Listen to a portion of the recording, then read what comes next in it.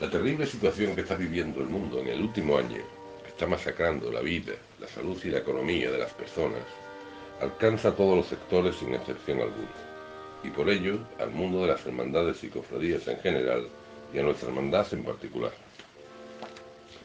Ello ha llevado a nuestra Junta de Gobierno, prácticamente desde la celebración en febrero de la novena a nuestro Padre Jesús de las Tres Caídas, a realizar un importante y encomiable ejercicio de imaginación para mantener viva la llama de la hermandad en sus hermanos, acercársela hasta sus propios hogares e ir celebrando cultos y efemérides en la medida en que las circunstancias lo fueran permitiendo. Esta anómala situación de vida de hermandad ha venido a coincidir en el tiempo con el año jubilar lauretano concedido por el Papa Francisco con ocasión del centenario de la proclamación de la Virgen de Loreto como patrona de todos los terrenautas, y que por motivo de esta situación el propio Papa ha prorrogado su conclusión hasta el 10 de diciembre de 2021. Y es la suma de ambas cosas, el afán de mantener la vida de hermandad y la celebración tanto de la efemérides como del año jubilar concedido por ella, la que ha llevado a nuestra Junta de Gobierno a realizar una serie de audiovisuales centrados en la figura de Nuestra Señora de Loreto, vistas desde distintos ángulos, y que nos están haciendo llegar cada semana. Y con este objetivo me viven el imposible de contarle a mis hermanos lo que significa para mí la Virgen de Loreto. Agradezco a la Junta de Gobierno infinitamente y con todo mi corazón que me hayan traído a casa la hermandad en estos tiempos de confinamiento y de escaso contacto social. También, aquí ya con la boca más chica, por el hecho de que se acuerden de mí para contaros algo de la Virgen, por lo imposible que me parece la tarea. ¿Os habéis puesto a pensar cómo definiríais a vuestra madre, a la persona que os trajo al mundo? Se pueden definir sus rasgos, y de la capacidad de fisionomista de cada uno saldrá una respuesta más o menos acertada. Pero si la pregunta es lo que significa tu madre para ti, entran en juego una serie de conceptos abstractos que hacen imposible la transmisión de su totalidad a quien la formula. Conceptos como amor, comprensión, fidelidad, protección, compañerismo, alegría, sufrimiento, desvelo y un largo etcétera que subyacen cada vez que pronuncias la palabra mamá porque son inherentes a tu propia persona y son imposibles de transmitir a tu interlocutor si no fuera por el hecho de que éste también tiene su propia madre.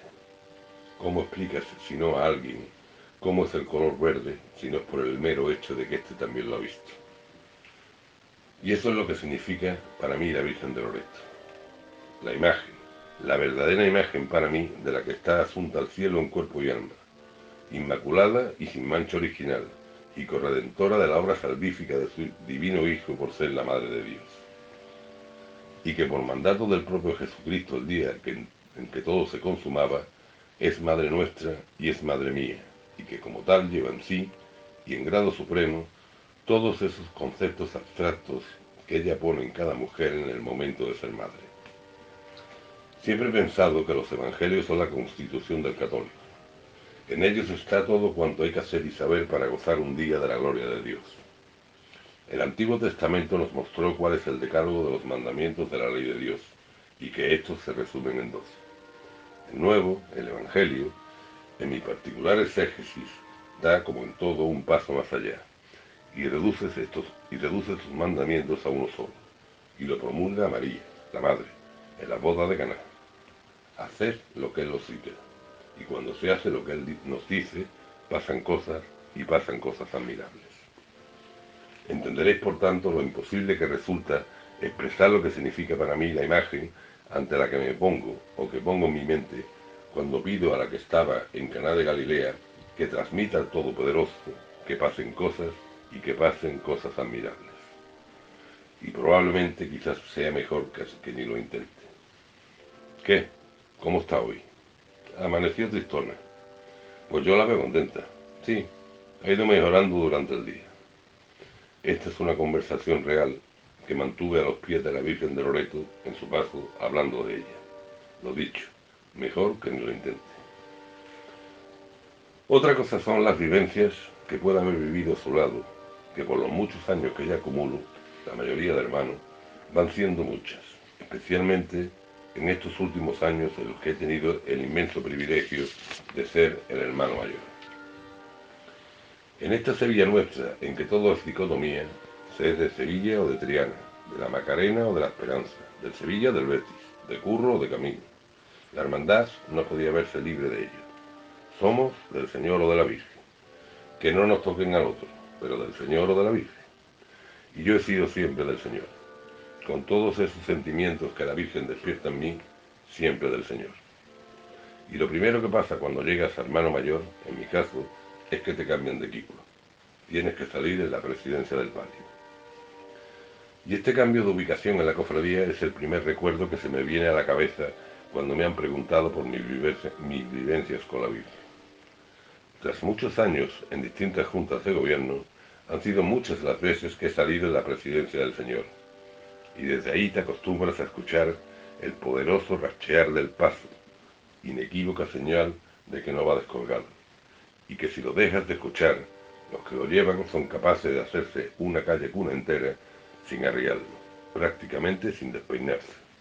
Solo hay que ver la complexión de sus costaleros. En la presidencia de la Virgen todo cambia. El sonido del suave rachear del paso queda apagado por los sonidos propios del palio. Aquí ya eres el máximo responsable de la hermandad, y aunque de la cofradía sea el diputado mayor, serás tú el que tengas que dar explicaciones sobre los horarios de este paso. Miles de veces me habrá preguntado la prensa durante mis años de hermano mayor que para cuándo la música para la Virgen, y siempre pienso lo mismo.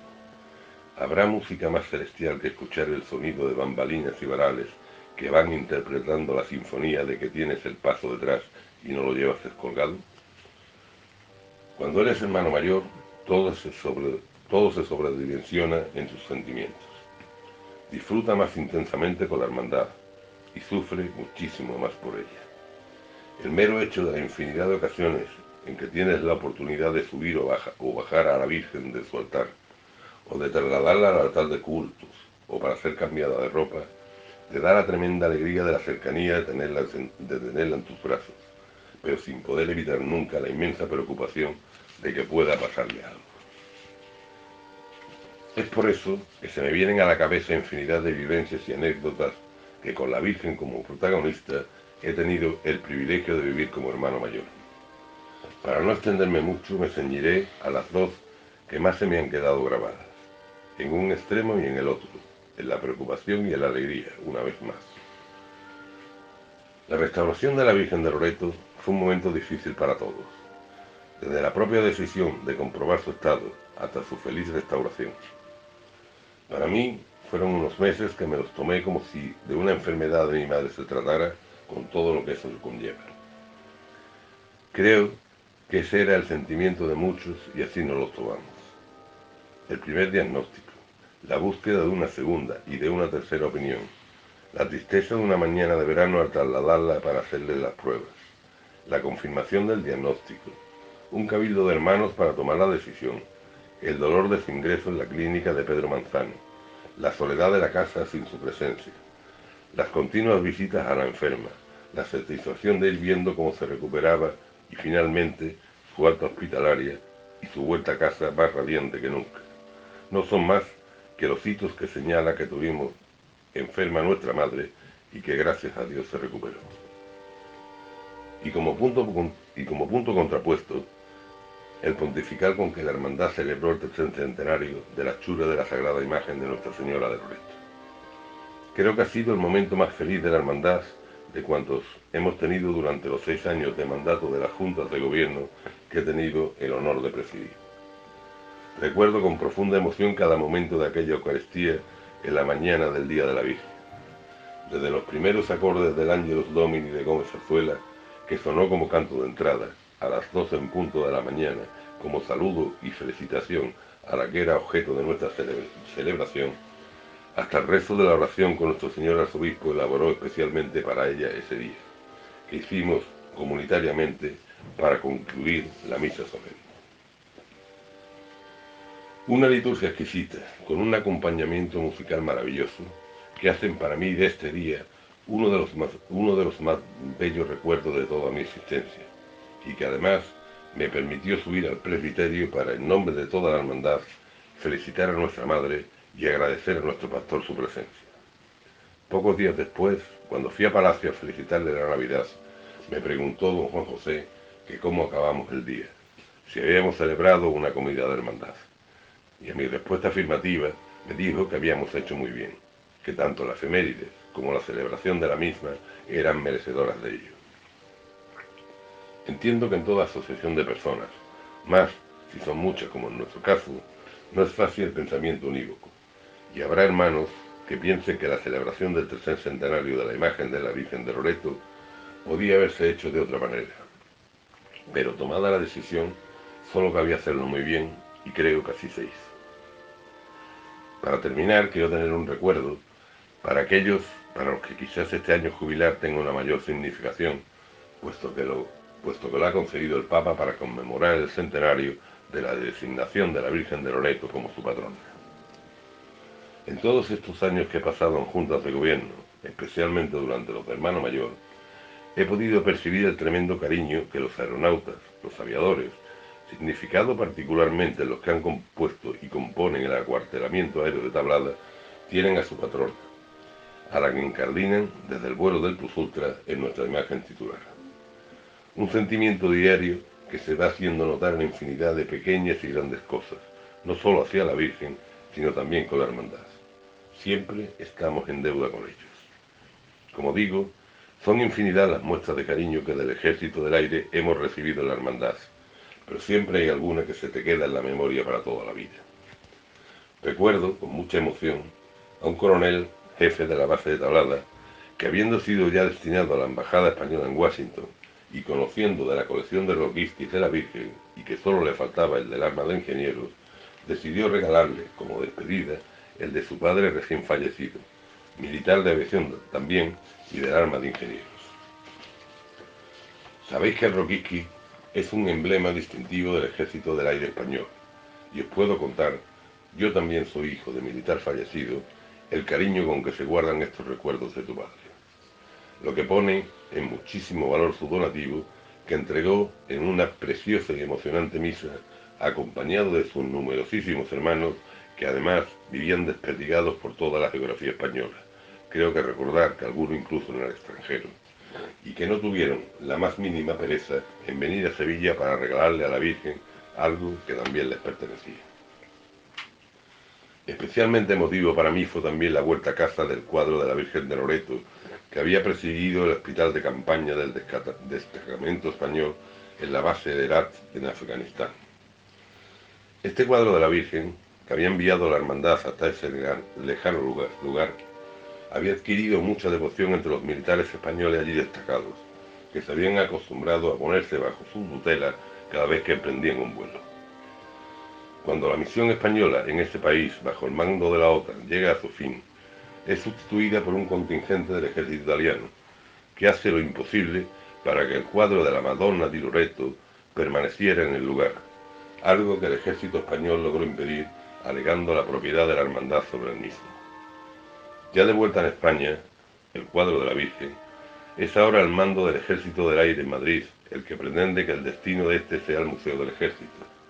Y es ahora el acuartelamiento de Tablada el que insiste en la propiedad de la hermandad y que es a ella a la que debía retornar. Claro que con la intención de que la hermandad se lo donara a Tablada para su ubicación definitiva. Y así se hizo en una maravillosa Eucaristía celebrada uno de los días de trigo, con una importantísima presencia del Ejército del Aire, encabezada por el jefe del Estado Mayor desplazado desde Madrid, y en la que tuve el honor de recibir, en nombre de la hermandad, el cuadro de la Virgen de Loreto que había presidido en Herat, Afganistán, el destacamento del Ejército del Aire español en esa ciudad, y donárselo en el mismo acto al acuartelamiento de Tablada, en cuya parroquia se haya colgado desde entonces.